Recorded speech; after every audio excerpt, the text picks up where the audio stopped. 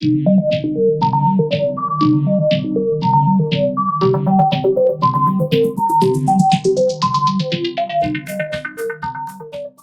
so boss, welcome once again to Topbase. Thank you so Yeah, much. because It's a privilege. yeah, most welcome. So we have been thinking, many stuff out there are average. Like we have a lot of average stuff, a lot of average work that's being put out there. So now we're thinking to say, what if we can bring something to people that's going to take the base at the top? So that's why we thought of having a name, which means Topbase. And so actually, Topbase is simply a platform where we just bring great minds, great people that are doing great stuff, and we just like have a general conversation about life and something interesting and a few interesting questions at the end, of course. So I'm just curious to hear your opinion of how you feel to be here. I feel good, and I think we should change careers and positions because that's really creative. If you thought of that name Topbase, that's like a rapper's line. I'm actually thinking of writing a song, then I'll write one. You should. I'm happy to be here, honestly. No, that's really great because I was thinking to say we actually scheduled it to happen the previous weekend. Unfortunately, things didn't work out, and despite your busy schedule, you like spread time to come here, and that's like really, that means a lot. Like literally, I'm really grateful. So you've been here in Moscow. Like what has really changed about you? Has it affected your life personally? I mean, in comparison to my life in Zambia? Yeah, comparison to your life in Zambia. A lot. Wow. It's changed a lot because right now I think differently. I think differently because I've lived here for I don't know 6 years. 6 years now. It's my 6th year. Yeah. And like I already, I think my behavior is different. First of all, how I think, how I look at things is really different. So a lot has changed. Yeah. It's a topic I would talk about for the whole day. I can imagine. So like what really happened? Like you were like, I'm sure you were in secondary school. Yeah. After that you finished your secondary school. What was in your head? Did you have this dream to say, when I finish my grade 12, I will simply go to Russia? Did you have a list of like schools I want to go to, Moscow or whatever, or it just happened abruptly? How did you find yourself here? So I finished school 2013. Yeah, I was at St. Francis Malole in Northern Province. So I finished school, and for a normal grade 12 then it's UNZA or CBU, right? So obviously I wanted to go to UNZA CBU, but then I was in grade 12. I didn't even know what I wanted to study. Yeah, so I finished school 2013. I applied for UNZA CBU. I was picked at CBU though, but I don't know, it just didn't go well. And so I just started hustling on my own, doing my own stuff. Yeah. And then I came across an idea of, I don't know who, one of my friends, Walia. Yeah. He came to Russia. And then I asked him, how did you go to Russia, And he told me there's a place called Russian Center. So I went to the Russian Center in 2014, in the end of 2014. And from the first day I went to Russian Center, I started learning about Russia. So only a year after finishing school, I told myself I'm going to go to Russia. I just wrote it down somewhere. And then I told myself I'm going to go to Russia. No matter what happens, I'll go to Russia. And then 2016, 2 years after that, I came to Russia. A lot of things happened. So in short, there were a lot of obstacles. Like I was at the center, right? Who were left, I was supposed to come in 2015. Yeah. Who were left. There were some issues that happened. Who were left. I got a scholarship, but were left. And then I had to wait for another year. Wow. So my mom was telling me, mom's friends also saying, just do, my mom was supportive, 100% supportive, but then the whole drama, the whole thing, everything that happened, everyone who I was telling about me going to Russia gave up, apart from me.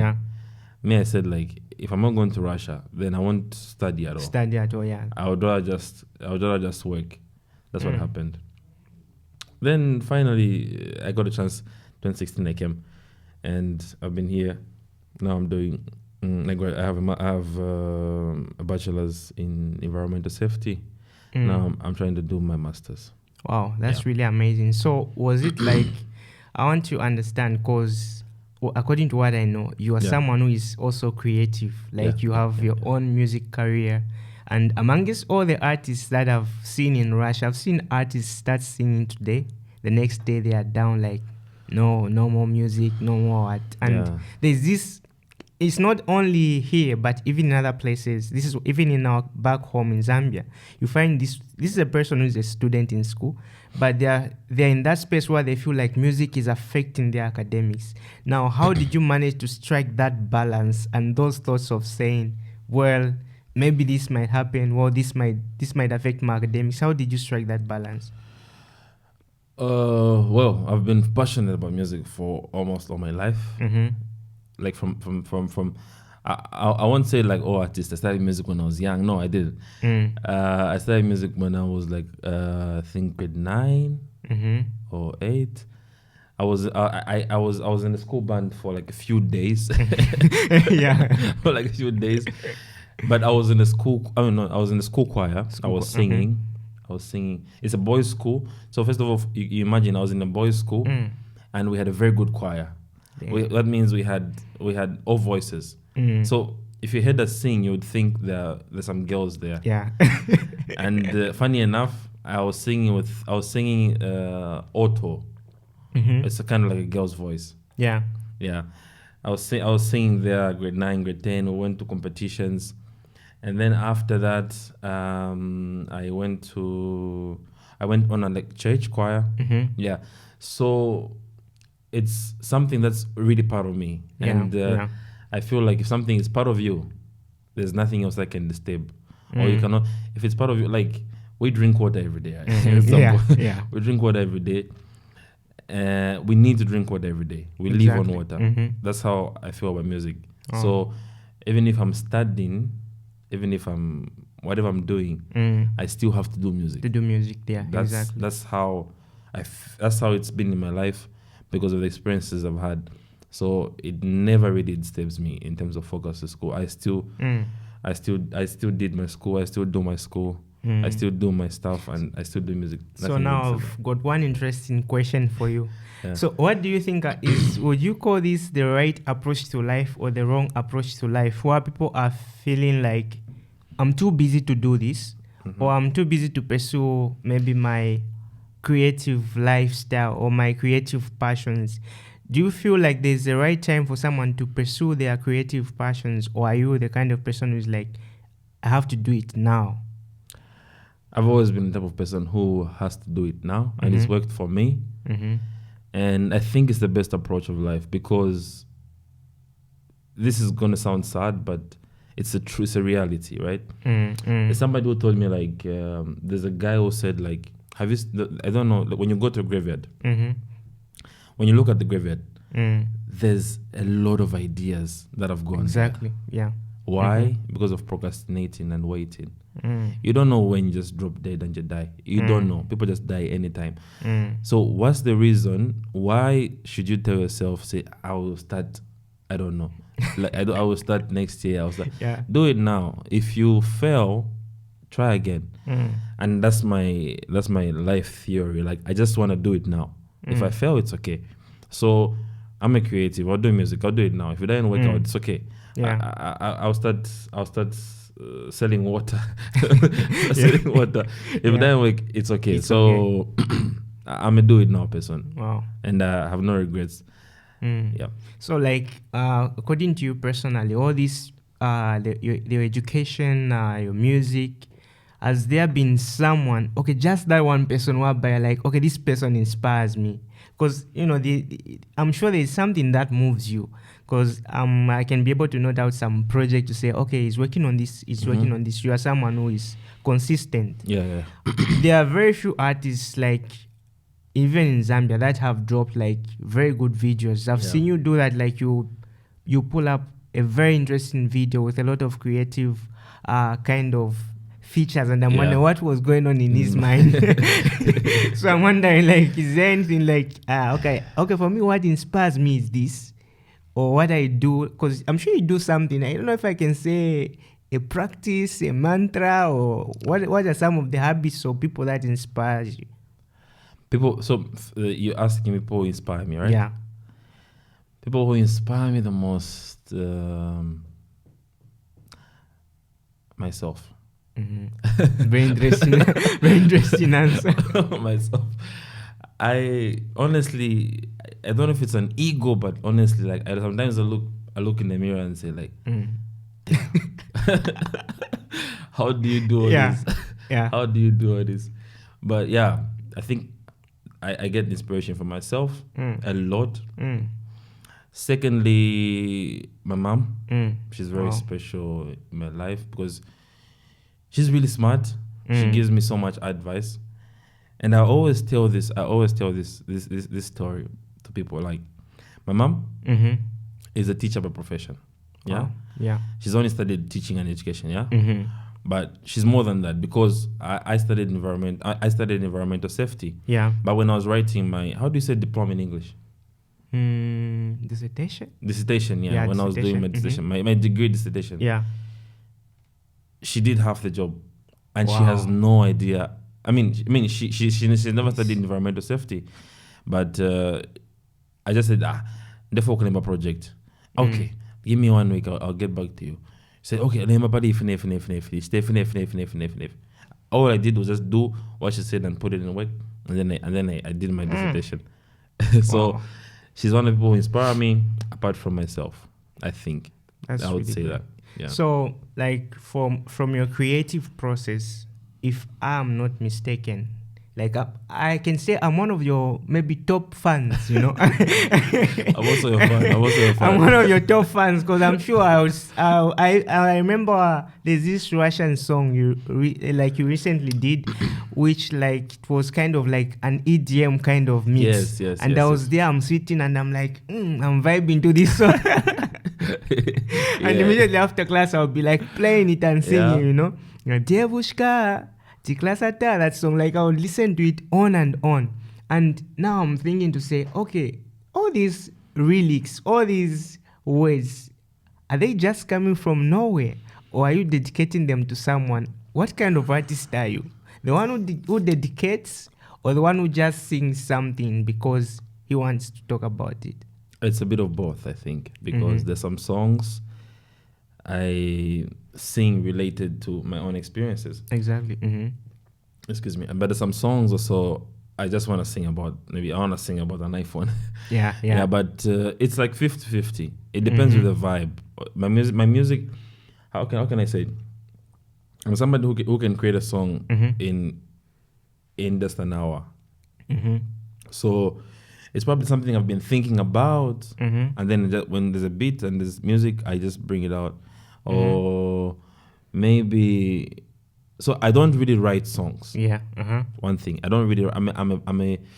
If it comes to like writing, like you know the artists who like they write, maybe like for months they've been writing about something. Yeah. I'm not that type of artist. I write on spot. Yeah, I write on spot. So it's probably something in the back of my head, like I've been thinking about, or just, so that means it's my experience, or just I just want to sing about it depending on the vibe. Wow. Yeah.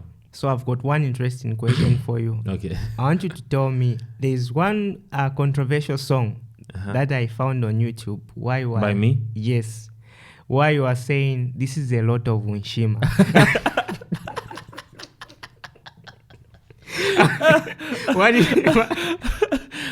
What inspired that song? I want to know what were you thinking first? My goodness, how is the Shimmer controversial? So when you said controversial, I was thinking like, by me, did they sing about Putin or something? No. That song. What happened? That song. Yeah. The backstory of that song. I was in second year in my hostel room, and I was cooking manka and Shimmer, with carpenter and some beans. No. Yeah. And then I'm thinking, and then I'm looking at it. How am I going to finish this food? How am I going to finish this food? And then before cooking, I was like rehearsing on YouTube. Yeah. So there was a beat I liked. Yeah. So like, you know, when you finish cooking and then you put the food, but there's a beat you're playing. Yeah. So when the beat was playing, I was like, I said, "Can I finish?" You know, and then I asked one of my friends, Adrian, Malawian guy, is in Malawi now. Say, wait, I've made an idea. Let me make a song. Get a phone, take a video. Yeah. And so it was a freestyle talking about how much this Shimmer is. How if I'll finish it, it was really big. It was really big. Yeah. And then everything was on point. Lyrics were coming. Everything was on point. It was a funny video. Yeah. It was basically a funny video, and I posted it on Facebook, and it blew up. Wow. Within like 2 days, it had like 5,000 views, and then my page was really small. Then I only had like 1,000 followers. Then I even got like 400 more followers from that video. Wow. People were laughing. You're funny. So it was like a song I was just joking about. Then it kept on being shared. It right now I think it's got about maybe like 7,000 views. I mean, it's a small number, but for me it was big. It's still big. So when I was releasing my album, I had sent it to my audience, right? Yeah. Like, what type of songs would you want to listen? I finished my album. But then I wanted to put like maybe 4 more songs. So I said, like, guys, I have my album in 2 months. What songs do you want me to suggest? Yeah. Then not 1, not 2, like 5 people are like, if that song won't be in the album, we are not listening to it. Exactly. If the lot of Shimmer won't be in the album, won't listening to it. So I was forced to release it and put it. And then, surprisingly, it's the 3rd most streamed song on my album. Wow. So people really like it. Wow. I even have one guy who told me, you should do a video for it. I can't imagine what type of video it would be. I'm also imagining, I'm sure I have to cook a lot of Shimmer, put it on the table. Yeah. So that's what happened about the lot of Shimmer, yeah. So like, according to how you have explained, it's like you are not, according to what I've seen as well, I see someone to sit down, start like planning what to write about and stuff like that. But that's a song whereby you didn't even sit down and start to think, to say, what am I going to write? No. It's a song that you derived from something that happened, like a scenario, and you wrote something down. Yeah. So according to you, your own analysis, do you think the most songs that are performing so well are those where you had to sit down, reflect and write? Or those that you like abruptly something happened and you like sang about it just like that? That's an interesting question, and it's as I say, I'm gonna say it's a bit of both still, because there are some songs that I sat down for a month trying to work on changing lyrics I don't like. Yeah. There are some songs that just there. Yeah. But I think it depends on the vibe. Just the vibe, the energy is the most important thing, because you can sit on a song for 1 year and release it. When it comes out, it will still be like trash. Yeah. You can release a song just now about water. It can be trash too. Yeah. Or it can be very good. So it's just the energy and the vibe. It doesn't matter how I do it, honestly, because I've got songs where I sat down, they're good, people like them, like Slow Motion. Slow Motion is a song it's a song I worked on for like 3 months, from like August till like November. I don't know, just 3 months. I don't 3 know. months. Yeah. So and then it turned out really good. Yeah. There's some songs like a lot of Shimmer. Yeah. I made it in like a minute. It turned out good. People like it. And I've seen that even with other artists who I like interact with. I've asked them this question, like, do you write? Or it just comes out. They always tell me, like, it doesn't really matter. If a song is good, it's good. No matter how you did it. It doesn't matter how you do it. How you do it, yeah. Yeah. That's what I think. That's really interesting, because I've been thinking some people would be like, they sit down, they write songs, and like they are still complaining. I don't want to mention names, but I've seen people who are complaining like, no, I'm not getting what I want. I'm not like always complaining about it. So this takes me to another interesting question for you. Like, do you think it's about putting songs out there, or is it about consistency? I don't know why I keep on saying this. It's a bit of both. Yeah. I mean, it works for some people, and also it works for other people. So I don't want to say like in general, this is right, this is wrong. But Exactly. That's not true. Yeah. Consistency works. It's actually good. It's good to be consistent as in releasing music. And also the other way you mentioned is what? The other way you mentioned. You just write immediately and put it out there. Music, okay. My own opinion, the music I listen to, like the music, I listen to good music. And I'm not even like saying I listen to good music. And most good music, really good music, isn't popular. If I must say. Good music isn't popular. I think I agree with you on that one. Good music isn't popular. So, if you want, there are two roads, yeah? Yeah. Now, because the music industry right now is very monetized, it's very commercial. And usually when something is very commercial, it becomes trash. Exactly. Food, let's go to food, for example. Food that is commercialized is trash. It's unhealthy food.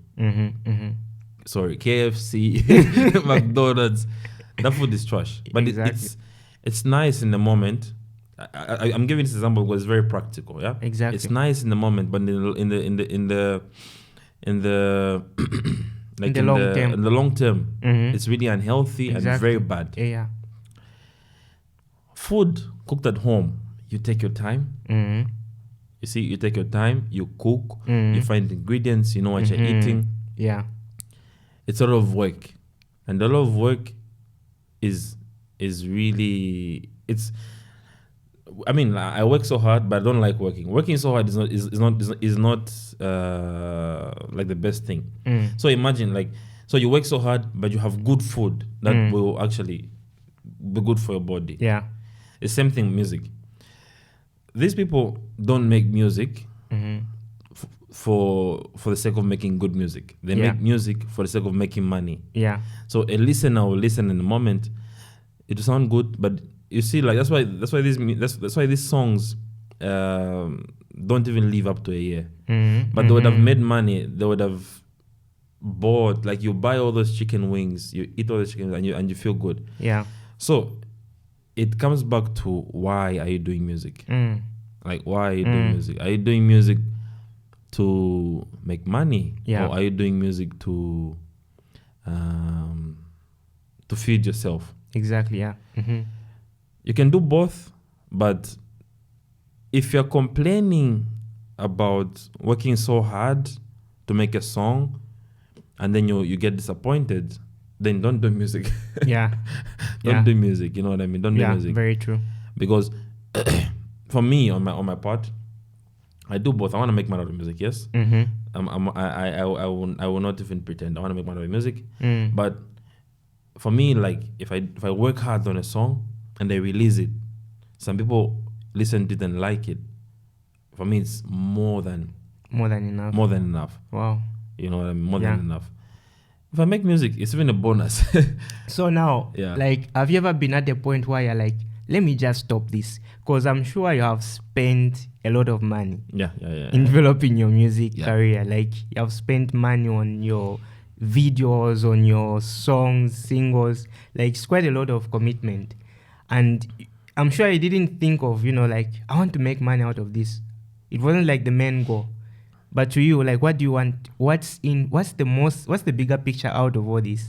Like, what's the bigger picture for you personally? Let's say you had to choose your career and your music, just one. Like, which one would you go for? Why you said, okay, but for me, I think the bigger picture is in this. So I must say, the past years, there's been a lot of growth in myself. Yeah. Before, my goal was like, I want to be famous. I want to make so much money. I want to be rich from music. But now, because I have some understanding of the music industry to an extent, especially Zambian music industry. I understand it. For now, that's not really my goal. For now, either way, anyway, I still love music. For now, I just wanna push the music industry as a whole. In terms of more being more professional, being more, I want to just my main goal is just to push whatever role I can play. Exactly. To push the music industry. Yeah. So for now, my main goal is obviously I want to make money. Yeah. It's very important. But now it's shifted from I want to be famous as an artist. For now, it's shifted to I'll make music when I want to. Like I can never quit music. And I'm saying I can never ever quit music. I'll do music till my death. Even in my 50s, I'll still do music. Wow. But then I'm not doing music because I want to make $1 million from it. I'm doing music because I love it right now. If you're gonna listen to my song and you like it, that's a plus for me.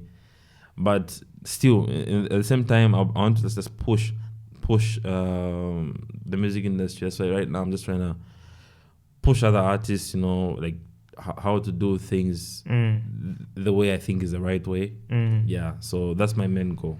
So like I'm interested you're driving me towards like we're moving at the same pace. Nice. It's a good point you've mentioned, trying to push other artists so that they might do. The keyword there is right thing.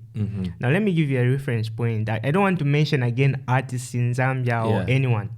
But I've seen big artists on Apple Music, on YouTube, on Spotify have very poor branding concepts. Like very poor. Like you don't even know if this artist is famous in their country or all this kind of stuff. So like for you, I'm not trying to, not because I know you. Yeah. In case you're like, no, maybe he's saying this because he knows me. Yeah, and it's just something I've observed. Like at least you have tried by all means to brand yourself in a positive manner. Because I, for one, I like trying by all means at least to put something that is going to be valuable. But many times people just put out something out there for what it is. So you having experience, you have not just lived in Zambia, you have lived abroad, you have visited other places, and you have seen how things have to be done. And according to you, maybe I'm the one who is wrong. Do you think the artists in Zambia are doing their best to put themselves out there, like the branding part? Because I know you said the right thing. So for you to say the right thing, it means you have seen something wrong. And I want you to talk about that. Well, I think they're doing their best according to the Zambian standard. They're doing their best according to Zambia. They're trying so much. Actually, I just want to give a big applaud or shout out to Zambian music industry. It's changing so much from the past years, from 3 or 4 years ago, but now it's really improving. But still, there's a lot of things that can be better. Because I'm looking at a bigger picture. Exactly, because I've interacted with some Russian artists. I've had a chance of meeting some Russian artists who are quite, famous here. Yeah. And I see how they work. I see how they do things. And then I compare it to my own. There's a big gap. Wow. There's a big gap. So can you mention, let me sorry for cutting you short. Like just 4 things, I'm curious. Just 4 things you say, okay, but let me give you an example. This, with reference to our artists back home. This just goes to professionalism. I feel like we have big artists, talented artists, but there's lack of professionalism. Really, so much lack of professionalism. Because maybe it comes back to our culture also. Because for here, being an artist is a full-time job. Exactly. First of all, being an artist is a full-time job. That means you're committed. It's your job. You go there every day, But for an artist, it's like, oh, I'm just doing music. It's my thing. I'm making money. I'm going for shows and everything. So that's the first thing. So when there's no professionalism, there's lack of everything. Exactly. Lack of everything. Time management. I hear people go late for shows. Time management. Secondly, branding. Guys. Yeah. I'm not the branding expert, but from my own experience, it's so poor. Mm. So poor. There's some guys who really understand this. Like I've seen some artists who are really professional. Like they always like when you go on the page, you say, "Okay, this guy is really This guy is really good." Yeah. And most of them are not even that big. They understand all this thing. Yeah. Also, how they sell their music. Mm-hmm. How they sell their music. Blogs. 2022 blogs. Guys, how do you make your money through your music? Like, wow, that's blogs, really true. 2022 sharing WhatsApp groups. 2022, come on. That's like throwing away your money. I mean, like, so video qualities. Video qualities, I must say this year from also last year there's been a huge improvement, but still like we can do better. We can do better. Yeah. And maybe if we change, so there's a lot I can go on, but like just in general this, but maybe if we actually in our culture, in our African culture, in our Zambian culture, we all understand that being an artist, being a musical artist, is a full-time job, and that's to be professional. The same way I put on a jacket and suit and go to the bank as a banker is the same way artists should be looked at. Wow. As like it's not only for the musicians only, right?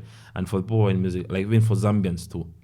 We should also understand and start acknowledging that being an artist is a full-time job. Now, sorry to cut you short. Don't you think the whole concept of, like I'm trying to look at stuff like from like two angles, I would say.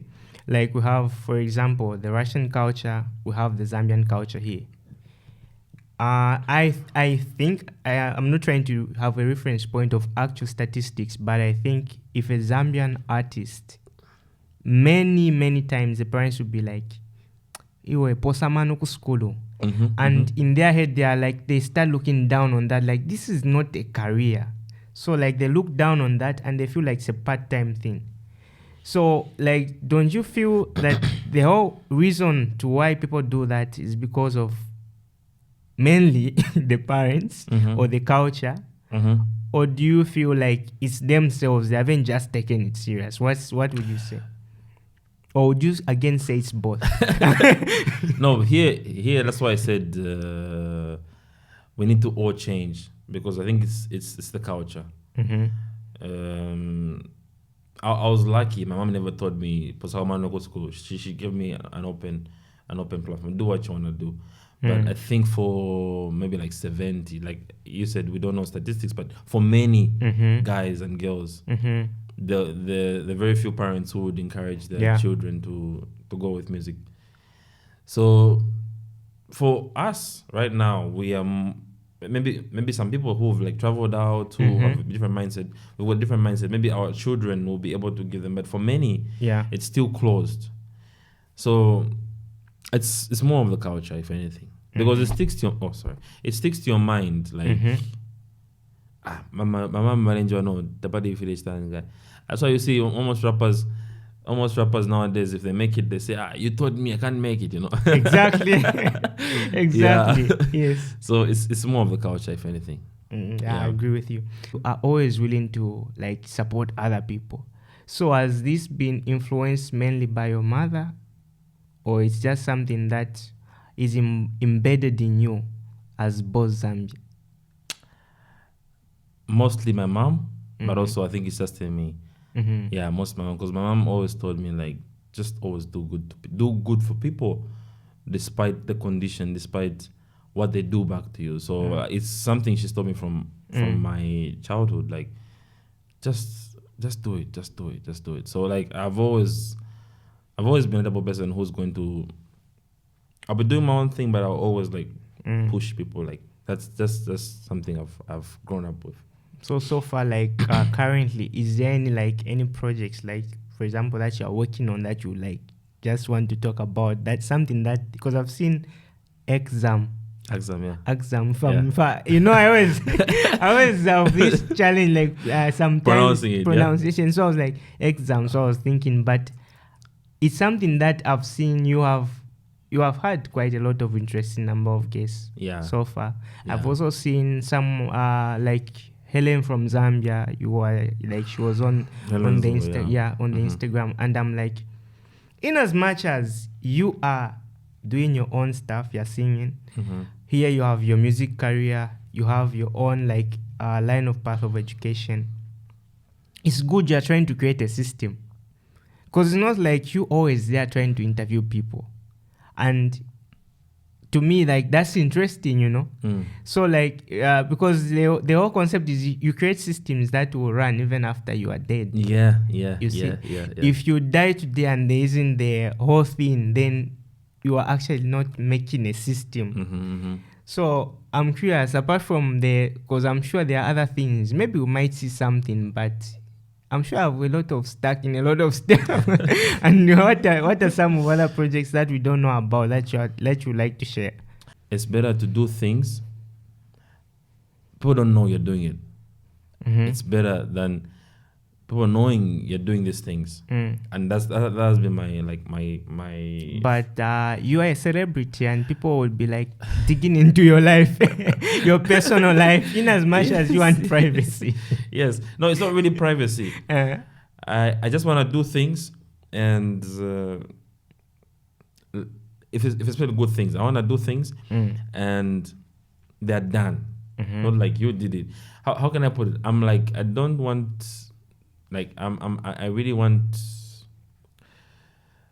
there's a word I'm looking for, but like that kuyumfwa, like pride. Yeah. How can I forget pride?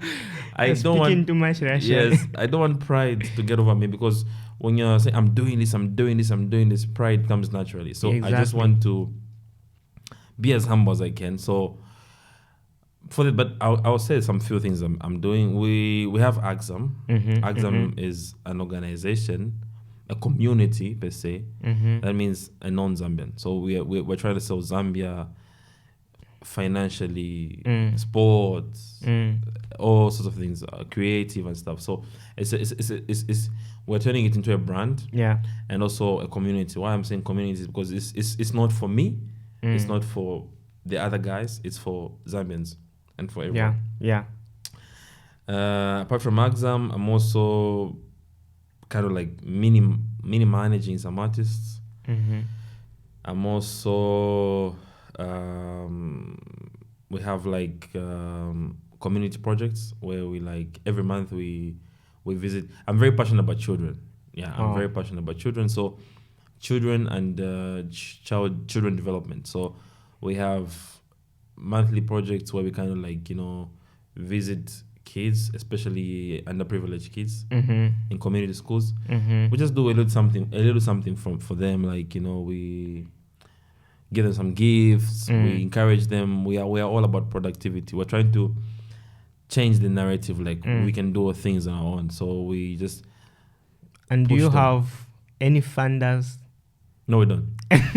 We don't. So like how do you, like, I'm curious, like what's the concept of revenue generation according to you?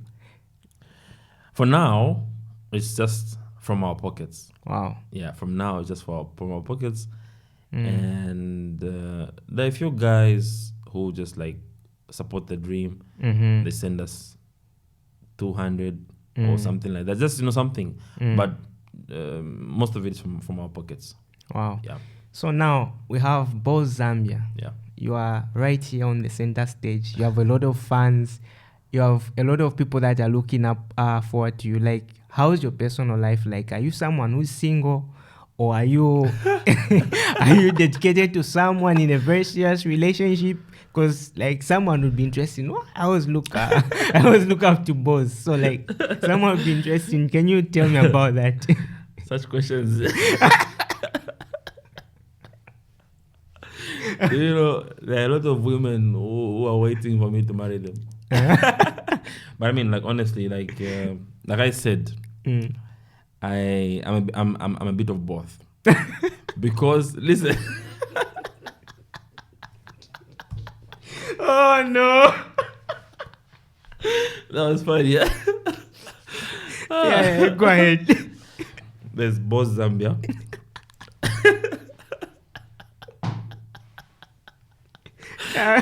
And there's Derek and Mwamba.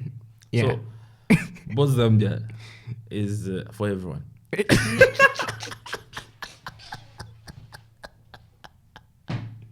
Oh my god. Yeah. Boss Zambia is for everyone. I know that guy is really public, you know. Yeah. He does all, Yeah. I mean, he's there, you know.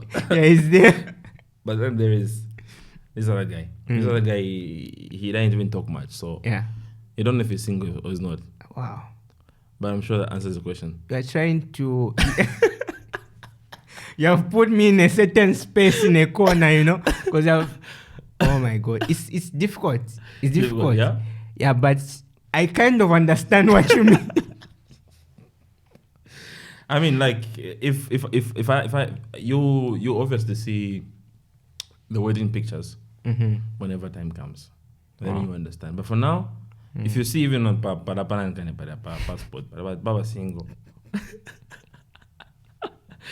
Okay, to summarize, like, I'm really private. Yeah. About certain things. Yeah. But if I'm available or not, it's visible. Yeah. Wow. That's interesting. Yeah. So you personally, like, you have had quite a lot of experiences here in Russia. You have met a lot of people. And have you ever at any point thought of marrying a Russian? No. Like, have you ever just found someone, maybe, okay, at least I'm compatible with this one? No. Really? No. But let me give a scenario. There are two kinds of people here. They are, like, literally, if not 60%, Zambians, when they are coming to Russia, many males will be like, therefore guys sanga kochimu Russian. And this is like a thought that's in a lot of them. Do you think, according to you, I just want to hear your perception. Do you think, according not only to culture, but mentality, do you think that concept of culture has an effect on the way you build relationships with the opposite, like race or whatever? I think so, yes. Because if you to be with somebody is very complicated and very, very serious. And so if you have that mindset, like the folk want Russian, you're already wrong. You're already wrong because you should be looking at a person, not a Russian. You know what I mean? And that's why most of them fail. Yeah. Yeah, it's better you just the energy. Like, energy is really, really important. We really ignore it. The energy is the most important thing, not how somebody looks, not the color of the skin. So I think, but again, it's difficult. It's a difficult thing to come out of your mind because of how we are brought up. Yeah. How we're brought up. So everyone is excited. Yeah. One, because of porn.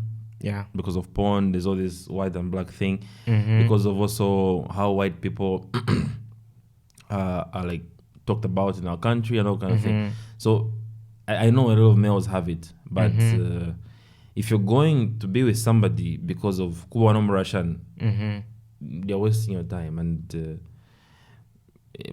unlikely to work, you know.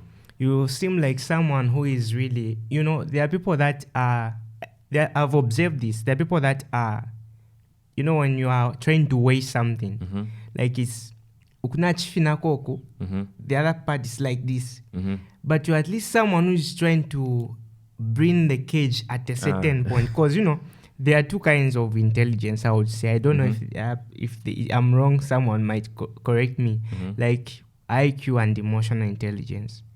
And I think you also have the part of emotional intelligence that you have developed, like emotionally as a person, because of the way you have explained that. People oftentimes would get into a relationship with someone not because of the person. They don't even focus on the energies. If it's girls, maybe because of money.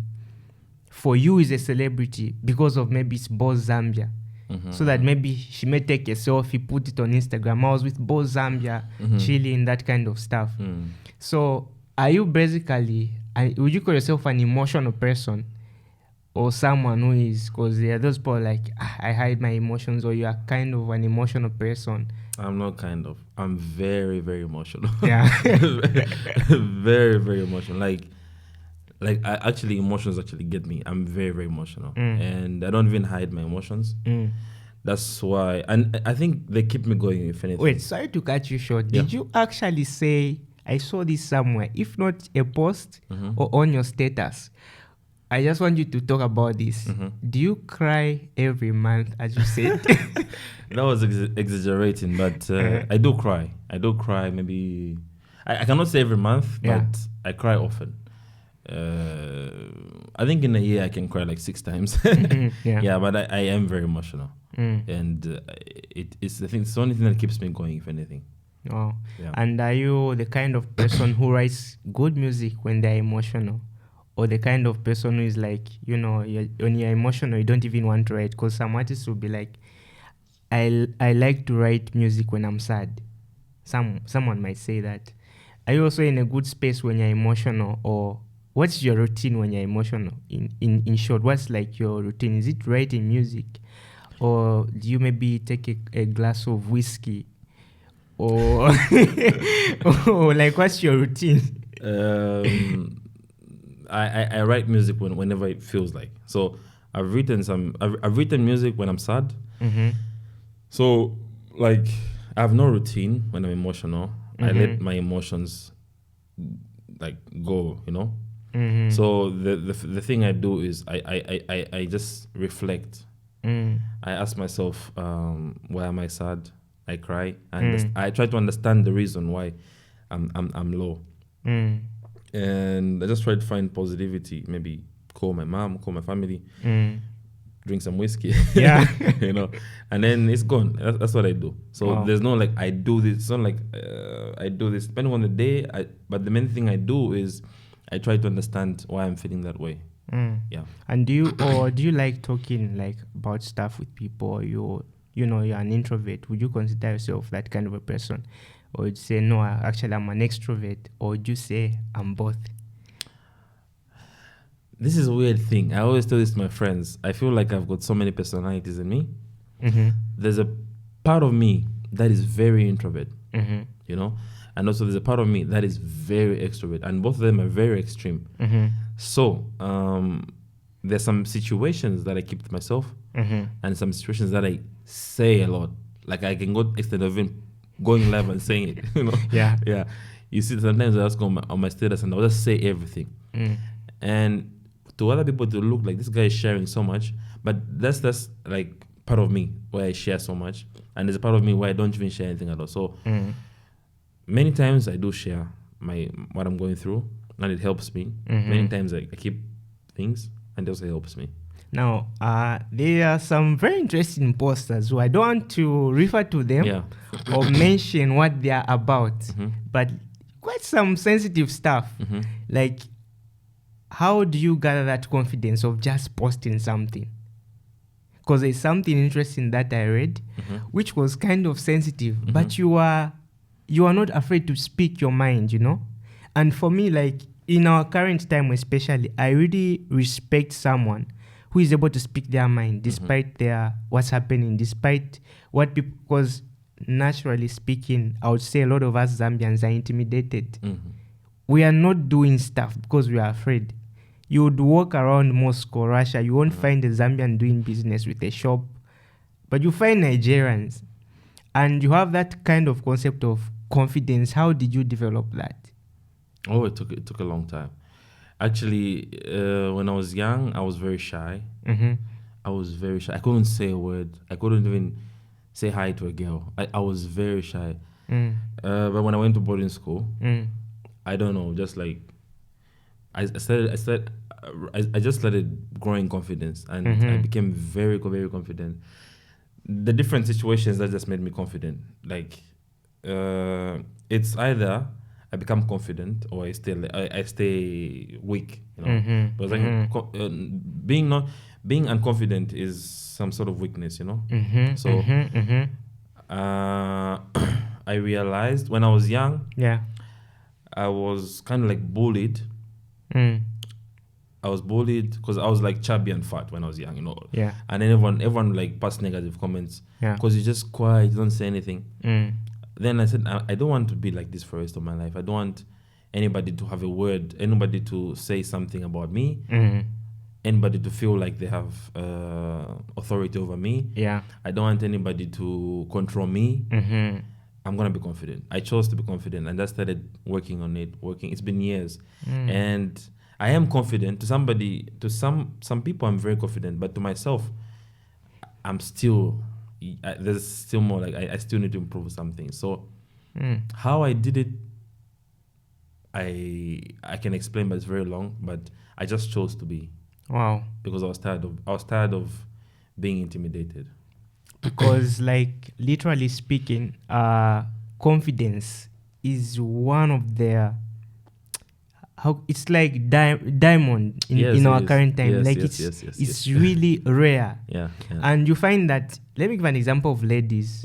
Someone will be like, I want to be like this person, I want to have a man like this, or I want to be like, but if you look at themselves, they see confidence in someone. Even a guy, same thing, should want a certain girl to maybe portray themselves in a certain kind of way, but they are themselves, they are not confident. They are not having that self-esteem. Yeah, self-esteem, whereby you love yourself.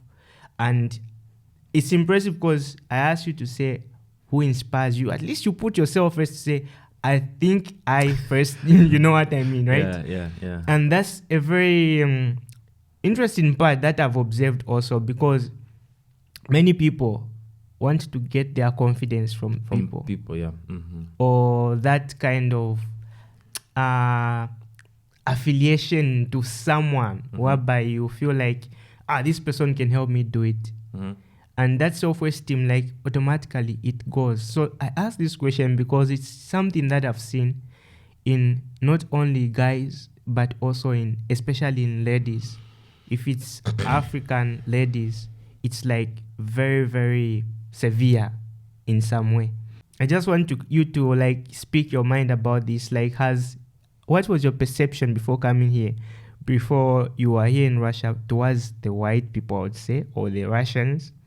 And how is it now? And did it affect your progress as a person personally, or your mental health towards it? Russians, yeah? Yeah. Well, I fell in love with Russians even before I came here, because before I came here, I was trying to prepare my mind. So I read a lot. I listened to a lot of Russian music. I watched a lot of like comedy, Russian comedy. So I fell in love with Russians. I have never ever had anything against them. They are stupid ones, Yeah, racist ones. I've experienced some sort of I don't say racial attack, but I've experienced some bad treatment. Yeah, but it's racial bad treatment. So nothing has changed because I've come to understand that it's not about Russians, it's not about Chinese, it's not about Japanese. I think I'm very open-minded. It's about a person. Like, they are bad people and they are good people. So if you're bad, it's visible by how you behave. You've got a bad attitude, you've got a bad behavior. Yeah. It's not about you being Zambian or anything. If you're a good person, you're a good person. And it shows. Exactly. It shows by just how you behave and everything.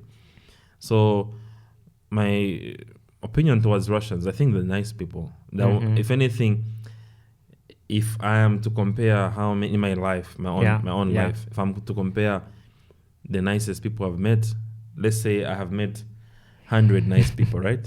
Yeah. Or let's say 10 to make it short. If I've met 10 nice people in my whole life, I think 7 of them are Russian. Wow.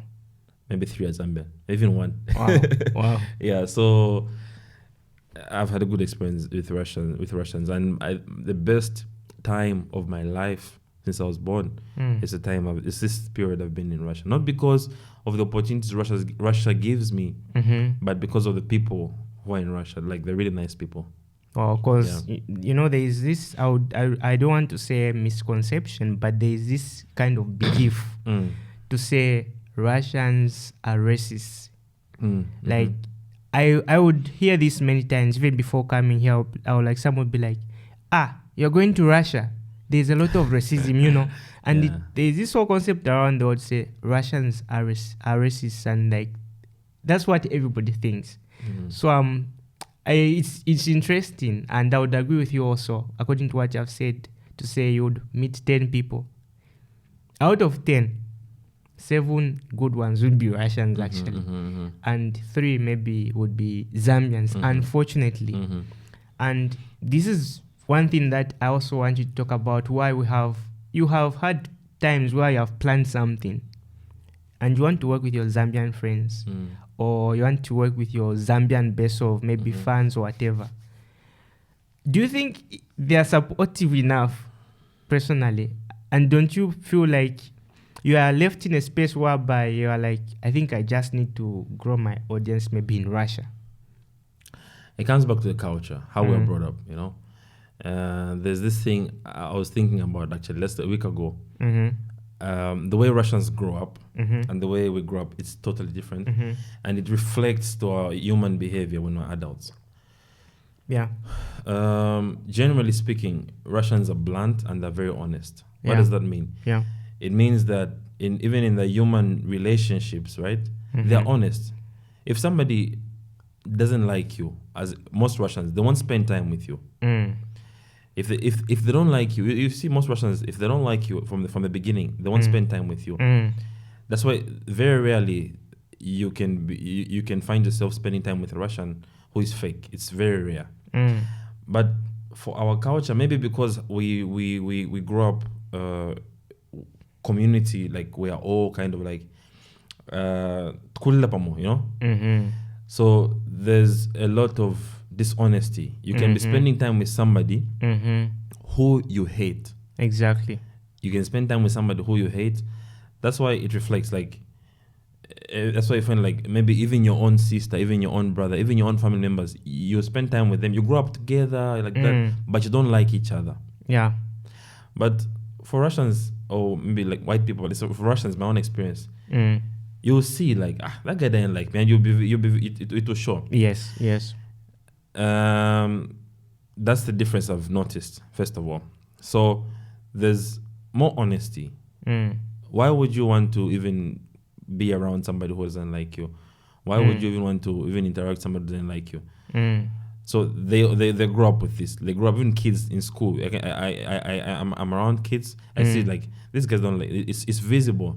Yeah. And so it's honest. Another thing, even the way they talk, even in Russian language, the way they talk, they will tell you point blank. Like when you do, that's why most of my honesty has come from Russian culture. They will tell you, like if they will tell you.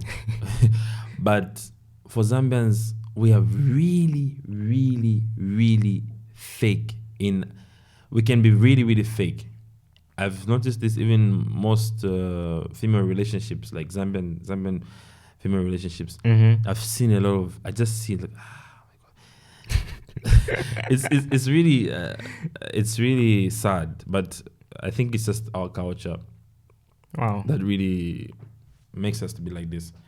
So I'm sure you have a very interesting concept when you say, in fact you said when we see that you are getting married or you have someone, the way you would raise your children, I'm sure it's kind of different from what we see back home. Yes. Because I'm sure you have, at least you are in a space, because it's good when someone compares both. Then someone comes to me and says, no, this is the right stuff, but they haven't really actually tried the other stuff. But you have seen both cultures. You have seen our culture, which is not which is not bad. You have also seen the Russian culture, which is also not like perfect, but something to learn from. Yes. And it puts you in a space where, but at least you have this a benchmark where you can put the two together and bring something out. Unlike when someone simply says, I can't support me, I don't buy or I don't listen to Zambian music. I only listen to maybe Beyonce, and sad as it may sound, people feel this to be like luxurious. Saying stupid. That, That's stupid. People will feel me, I don't listen to Zambian music, It's a very common statement that we would hear. Someone might even like your music, but they won't share it. They're like, I don't listen to Zambian music, but you find them sharing a Nigerian song.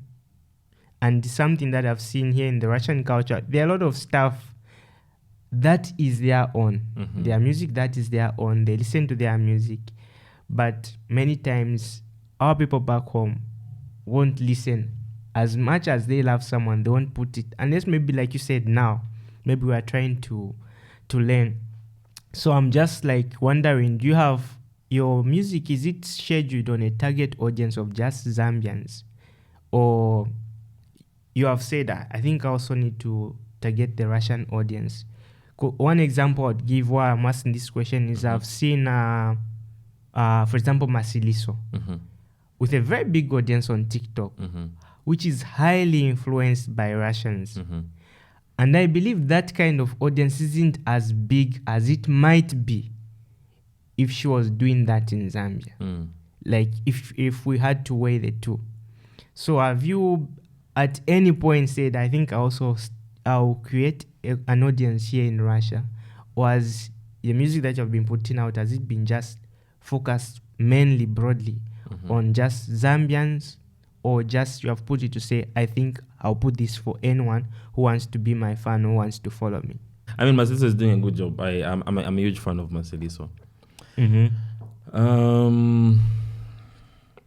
My music audience, or my target for music, is to anyone who's got good ears, who wants good music. So it doesn't matter. Like I told you, like right now, my goals have changed in terms of making music. My goals have really changed. So Zambian, Chinese, Kenyan, I don't really care, as long as you appreciate my music and it's growing. It doesn't matter to me. Yeah. So there were times, yes, I wanted to try the Russian audience, but I think I don't want my music to be commercialized as much. As much as I want to make money, I don't want my music to be commercialized. But for the artists I'm working on, yes, I'm gonna do that. Yeah, that's what I'm gonna make commercial, because I'm trying to understand the whole commercial business and stuff. But for my music as Boss Zambia, I just want it to be the way Boss Zambia is. I want it to reflect my personality. So if it gets too commercialized, it will become so bad. Yeah. So as long as you appreciate the music and it's good for you, that's it. But since you have said it becomes commercialized, don't you think it also becomes so bad for the people that you want to commercialize it for? So bad? I don't understand. Say like you said, you don't want your music to be commercialized. Yes, too commercialized. Yeah, too commercialized. Yeah. But for the other artists that you are working on, you would like to see it being commercialized. Yeah. So I'm saying that, don't you think that would also be too bad for them? I want to make money. I'm sure they are listening. Yeah. They'll make money too from the money. Yeah. I mean, like, because them right now, what's important for them is to get hearing. And the only way you can get hearing is by commercializing the music. So for me, I don't want that anymore. It's not something that pleases me anymore. Yeah. So now, like, I'm now interested to just hear your comments and conclusion on some changes, like, because I've also seen that, and it's painful, seeing people put out average. I don't want to mention again sites where this takes place, but you see people actually living pain. Like, you have artists that you are helping, but they would be paying money to put their music on these platforms and sites, and their music would be downloaded for free. Of quite right, there are some sites that I've heard of where you can upload your music and someone can buy, but they still download and have it on their phone, and they can still share. So, like, I'm curious to hear your whole concept, what you would like to change, you yourself, what you would like to change, because you have seen it.